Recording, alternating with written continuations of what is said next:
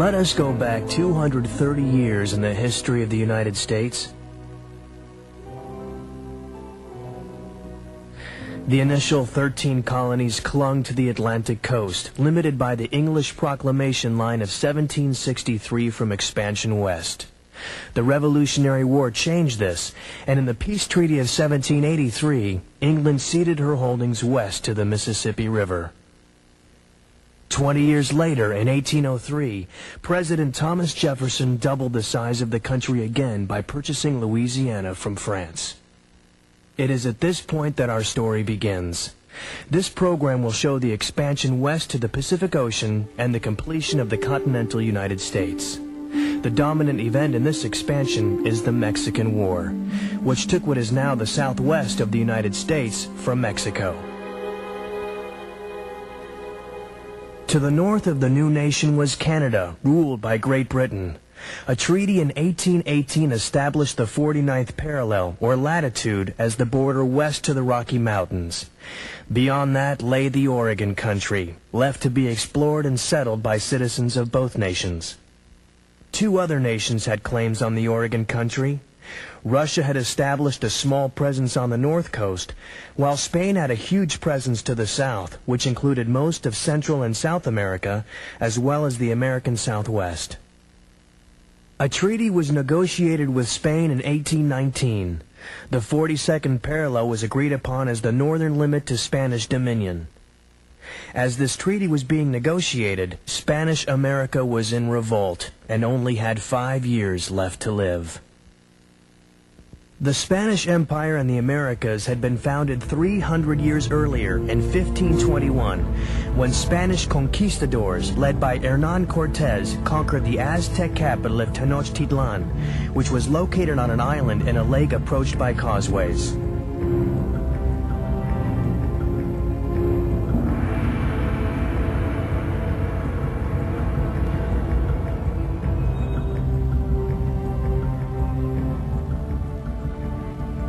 This Aztec ritual center is now Mexico City. For 250 years, today's American Southwest was under Spanish rule. The area was sparsely populated, largely by Native American Indians still untouched by the white man. The highest development of the Indians were the Anasazi Pueblos, and it was in this area that Spain established New Mexico, founding Santa Fe in 1609, 2 years after Jamestown was founded in Virginia. 100 years later, settlements were started in Texas to offset the French presence at the mouth of the Mississippi. San Antonio remains from these efforts. Finally, the coast of California was developed to offset the advance of Russia down the north coast. San Francisco was founded in 1776. In the early 1800s, the flames of revolution spread throughout Latin America, ignited by the American and French revolutions and fanned by the takeover of Spain in 1808 by Napoleon. All the Spanish colonies of South America had been liberated by 1824. But unlike the earlier American Revolution, which unified the English colonies, the Spanish-American revolutions fragmented South America. Only Brazil achieved independence from Portugal with relatively little violence, and only Brazil remained unified. The Mexican Revolution paralleled those in South America. It began in 1810 with a priest, Miguel Hidalgo, leading a revolution for the rights of the lower classes, the Indians and slaves. Through political manipulation by her upper class, Mexico became an independent nation in 1821. Unlike Spain, Mexico opened her borders to trade with the United States. She also allowed in settlers if they became citizens of Mexico and converted to the Roman Catholic faith. Most Americans settled in the largest northern province of Mexico called Texas, a land with a soil as fertile as any in America. The first settlers were led by Stephen Austin, who founded a colony on the Gulf Coast in 1821. Initially, Mexico encouraged the settlement in Texas, but soon religious and cultural differences and conflict over slavery, which was declared illegal in Mexico in 1829, prevented the peaceful growth of Texas under the Mexican government. Mexico banned further colonization in 1830. Trouble followed. Mexican strongman General Antonio Lopez de Santa Anna sent in federal troops in 1835, but the American settlers defeated them at San Antonio and forced the Mexican army to withdraw beyond the Rio Grande River. By 1836, Texas was in full revolt. Santa Anna was equally determined to regain control of his runaway province. He raised an army of 6,000 men, and together with his lieutenant Urrea, he invaded Texas. When Santa Anna reached San Antonio, he found 150 Texans holding the mission building of the Alamo. Commanded by William B. Travis and including Davy Crockett and Jim Bowie, these frontiermen refused to surrender to the Mexican army. The Texans fought fearlessly for 2 weeks, throwing back wave after wave of Mexican troops. Finally, the Mexican army forced open the gates and overran the Alamo's defenders. All the Americans were killed, including Crockett, Bowie, and Travis. A few days previously, a convention had drafted a Declaration of Texan Independence, adopted a flag, and made Sam Houston the new republic's military commander. 2 weeks later, the Mexican troops under Urrea captured 300 Texans at Goliad. Santa Anna ordered all these American prisoners of war to be shot. Santa Anna's army advanced eastward with Texas settlers fleeing before it. Sam Houston managed to keep an army of 800 men retreating east. At San Jacinto, Houston quickly turned and attacked the Mexicans, catching Santa Anna by surprise.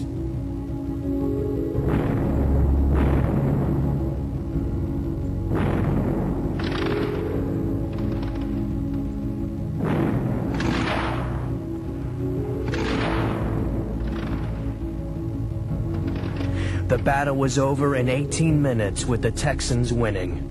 The Mexicans lost about 600 men, while the Texans lost only 9. Santa Anna was taken prisoner. With this victory, Texas won its independence. Santa Anna recognized the new republic, agreeing to the borders of the original Mexican province. The Texans ratified their new constitution, legalized slavery, elected Sam Houston president, and declared that the Texas Republic included all the land north of the Rio Grande River, back to its source in today's Colorado, and including Santa Fe and much of New Mexico. Texas applied to Washington for annexation to the United States, but the northern states in Congress refused to admit another slave state. Upon reflection, Mexico withdrew her recognition of the Lone Star Republic, but she was too involved in internal conflict to attempt to regain her lost province.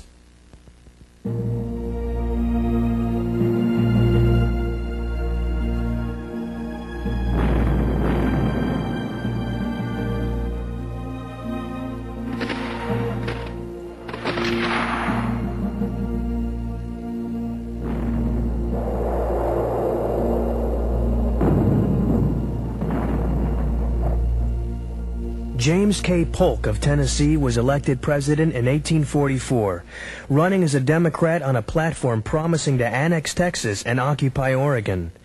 Texas itself had begun discussions with England to end slavery and join the British Empire. This possibility caused Congress to vote for annexation just as Polk's term began in 1845. Texas accepted this offer and became the 28th state of the Union, by far the largest, since Congress accepted the disputed Texas boundaries. Mexico could not stomach this blatant land grab of her territory, and she broke diplomatic relations with the United States. Now began a classic example of how a democracy can be marched into war by a determined president. The Mexican War should be studied for this, if for no other reason. The bone of contention between the two nations was the disputed area claimed by both Texas and Mexico. In July 1845, after Texas had formally accepted annexation, Polk ordered a detachment of regular army under General Zachary Taylor to occupy a position on the Nueces River, the southernmost boundary of Texas, which was recognized by Mexico.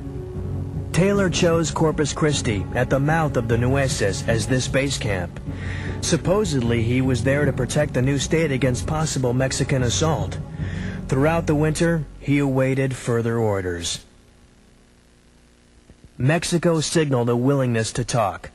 Polk sent an envoy, John Slidell, to Mexico City to obtain recognition of the Rio Grande border. Secretly, Slidell would offer $25 million for California, the prize Polk really wanted for the United States. At the same time, Polk was negotiating with the British for all the Oregon country, up to the frontier with Russia. He forced the issue by putting a bill through Congress limiting the joint occupancy to 1 more year. Even in the face of war, Mexico underwent the 6th revolution in 7 years, placing a military faction under General Paredes in charge. He refused to meet with Slidell or make any deal with the Americans. Hearing of this rejection, and increasingly concerned that Mexico might sell California to Great Britain, Polk ordered Taylor further south, crossing 150 miles into the disputed area to establish himself on the Rio Grande. A Mexican army faced him on the opposite bank. On April 25th, an American scouting party was ambushed by the Mexicans. 11 Americans were killed. This was the incident Polk was looking for. On May 11, 1846, he sent a stern war message to Congress.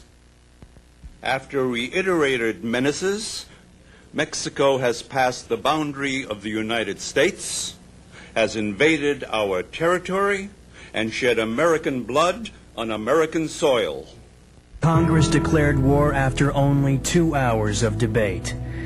It is clear now that Polk baited Mexico into war over the Texas boundary in order to get California, after concluding Mexico would not sell California.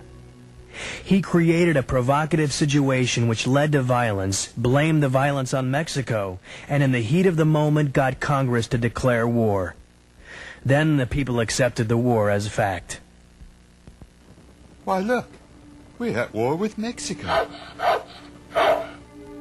Not everyone went along with the plan. In New England, there was little support for a war which would gain more slave states. Henry Thoreau made his private protest by refusing to pay the state poll tax. He spent a night in jail and later justified his action in his essay on civil disobedience. Abraham Lincoln was elected to Congress in 1846 after the war started, but he protested the legality of the war in a series of resolutions which questioned whether the initial incident had in fact occurred on American soil. He was not reelected. In the Mississippi Valley and in the South, volunteers rushed to enlist to rally round the flag and take Mexican land for America. Soldiers in the regular U.S. Army, such as this captain, were supplemented by short-term volunteers from the states, particularly Texas. 4 weeks after the declaration of war, as the United States prepared for a war on its southern border with Mexico, Great Britain offered a compromise on Oregon in the north, to simply extend the 49th parallel as the border. President Polk accepted this obvious solution, and the Oregon Territory was added to the United States.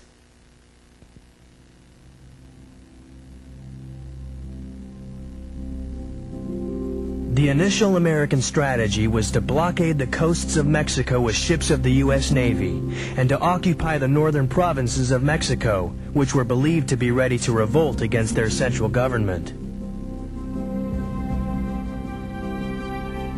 A number of offenses were set in motion. A small army at Fort Leavenworth was placed under the command of Stephen Kearny. His orders were to occupy Santa Fe and, if possible, proceed to California. Kearny's troops followed the Santa Fe Trail across the Great Plains. Then they proceeded south into the mountains, just east of their first objective.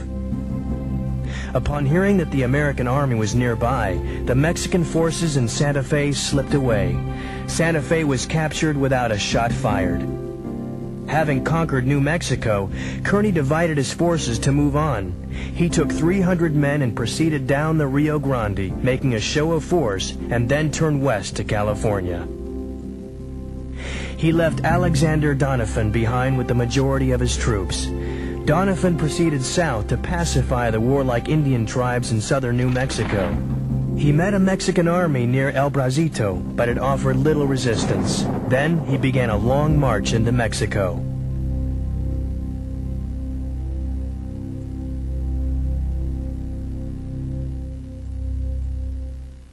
Events had already begun in California, which would result in its separation from Mexico. This story begins at Sonoma, a small village just north of San Francisco. Here, an ambitious explorer, John C. Fremont, son-in-law of President Polk's chief henchman in the Senate, Senator Benton from Missouri, led a small group of men, some seen here, to stage a mini-revolt and declare California a republic. They raised the Bear flag, which became the current state flag. This crude mimic of the earlier Texas Revolution led many later to suspect the hand of President Polk. In any case, news of the Sonoma Revolt prompted the U.S. Navy to seize the main port of California at Monterey and declare California under U.S. rule. San Francisco was quickly subdued. Commodore Robert Stockton took over naval operations and proceeded down the coast, capturing Santa Barbara, Los Angeles, which at this time was the capital of California, and San Diego. The only problem was with Los Angeles. The Californios at Los Angeles revolted and forced the American Navy to abandon Southern California. The Californios were horsemen of the finest quality. They banded together under Andres Pico, brother of former Governor Pio Pico, to protect their traditional and romantic way of life. Stockton re-established himself at San Diego. Kearny arrived from New Mexico after a difficult passage on the Gila River. As he neared San Diego, the Californios fell on him at San Pascual, killing or wounding one-third of his men. Kearny made it to San Diego with his remaining men, and a combined force of Army and Navy personnel, led by Stockton and Kearny, moved up the coast to recapture Los Angeles. The Americans advanced to the San Gabriel River. Here they were set upon by the Californios. Artillery fire was exchanged between the two sides. The Californios charged bearing lances, but accurate fire by the Americans held them off and they retired. The next day, the Americans advanced to the Los Angeles River. They held themselves in a hollow square, the classic defense against cavalry. The Californios charged, but they were driven off by American firepower for a second time. This was enough for the Californios. They surrendered Los Angeles, and a treaty was signed at Cahuenga, bringing the citizens of California into the Union without regard for their past.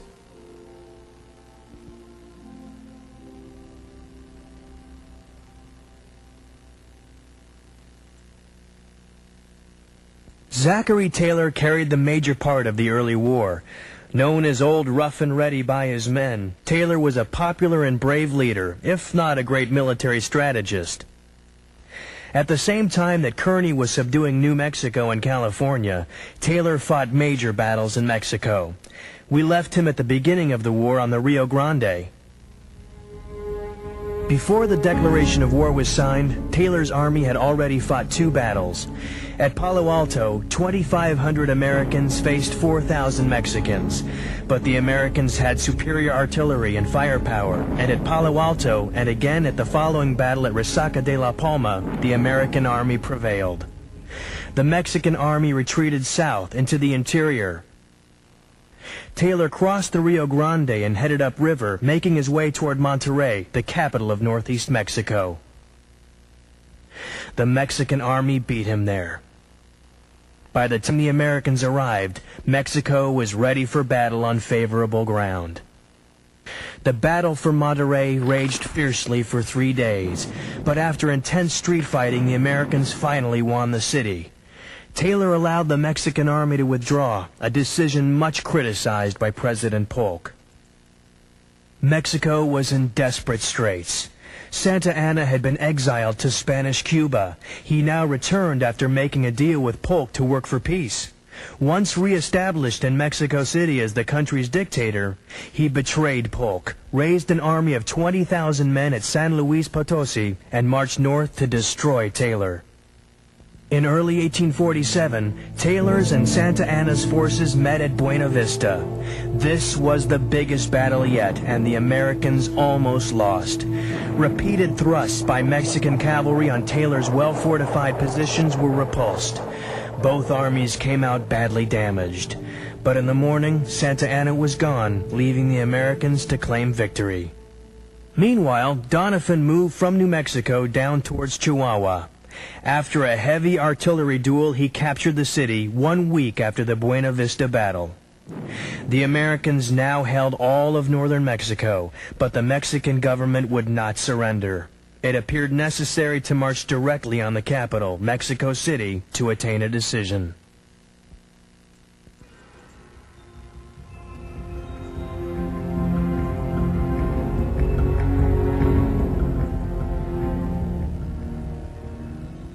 Winfield Scott, General-in-Chief of the U.S. Army, had a plan to end the war. While Scott was not as popular as Zachary Taylor with his men or with the American people, he was a brilliant strategist, one of the most capable soldiers this country has ever produced. Scott prepared to march on Mexico City from Veracruz, the same route followed by Cortez 300 years earlier. He disembarked from New Orleans and gathered forces at the Rio Grande and at Tampico, which had been occupied by the U.S. Navy.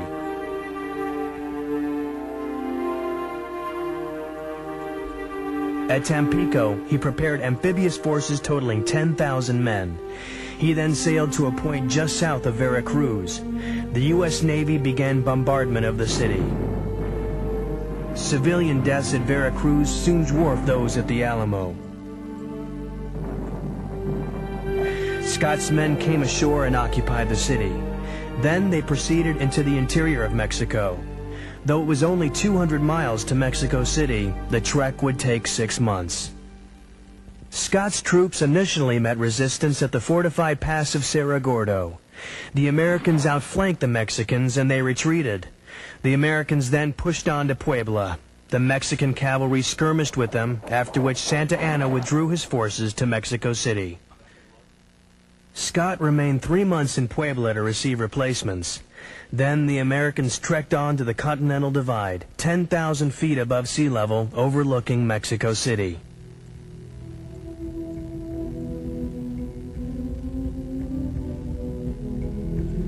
Scott's troops approached Mexico City. Reconnaissance units discovered that the main road was blocked by a fortified hill. The Americans withdrew.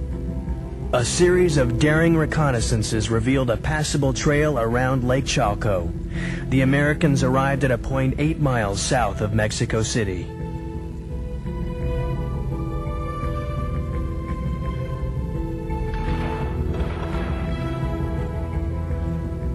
After losing an initial battle, Santa Anna ordered his troops to withdraw to the inner defenses of the city.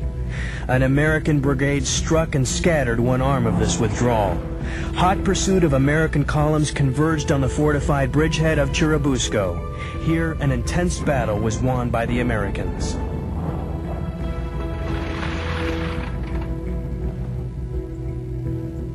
After a brief armistice, the Americans continued their onslaught at Molina del Rey, just west of Mexico City. Molina was a bloodbath. 5 days later, the Americans stormed their last obstacle, the fortified hill of Chapultepec, heroically defended by the boy cadets of the Mexican military school. This ancient castle, existing from Aztec times, held the halls of Montezuma. Scott's troops pushed through the causeways to the capital, stopping at the western gates. In the morning, Santa Anna was gone. The Americans occupied the capital. The war was over.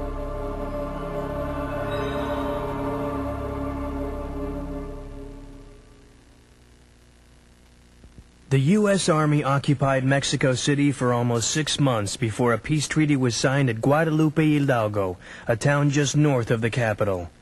The United States acquired California and New Mexico, as well as Texas. Mexico was given $15 million as compensation for half her land area.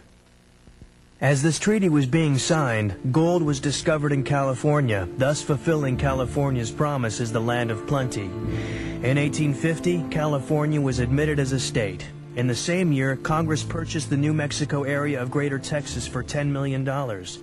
Despite this loss, Texas remained the largest state in the Union.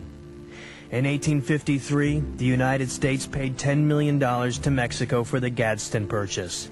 This completed the boundaries of the continental United States. At the same time as the Mexican War, the Mormons, persecuted in the East, trekked across the continent to settle in the valley of the Great Salt Lake. Nevada was made a state in 1864. The Mormon settlement became the state of Utah in 1896. New Mexico was admitted in 1912, as was the state of Arizona. James K. Polk quit after one term, exhausted. The first dark horse candidate for president, the results of his single term in office make him one of the least liked but most important of the presidents. Despite Polk's efforts, Zachary Taylor succeeded him as president in 1848. Taylor ran without making a single speech. He was the fourth distinguished soldier in the office and the first to have no political experience whatsoever. He died in office in 1850. Winfield Scott was dismissed by Polk after the peace treaty was signed, partly to keep him out of the presidential race.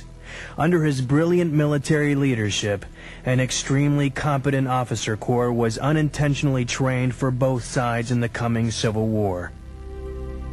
Robert E. Lee, Ulysses S. Grant, Jefferson Davis, Stonewall Jackson, and others were Scott and Taylor's junior officers in the Mexican War. The tactics they learned in Mexico were used again and again in the terrible fields of the Civil War. Mexico lost half her land, but only 2% of her people in the Mexican-American War. This left a bitter taste. A monument to the 7 military cadets who killed themselves for Mexico is a reminder. The people of Mexico have had a negative view of the United States ever since this war of conquest. Mexico's course in history has been a different one from that of the United States. Revolution after revolution occurred in her early years, but these involved her entire people and all the races, not just the ruling class as in America. Benito Juarez led Mexico in the later 1800s. He was a full-blooded Tarascan Indian. How long will it be before a Native American is President of the United States? These internal conflicts culminated in the Great Revolution of 1910 to 1917, led by Emiliano Zapata and Pancho Villa. Today, Mexico is the United States' second largest trading partner. Yet friction remains, especially over the issue of immigration. As the Latino population in the American Southwest increases, an area which for hundreds of years was under Spanish or Mexican rule, these shared values of these two great neighboring nations will have to overcome their history of conflict.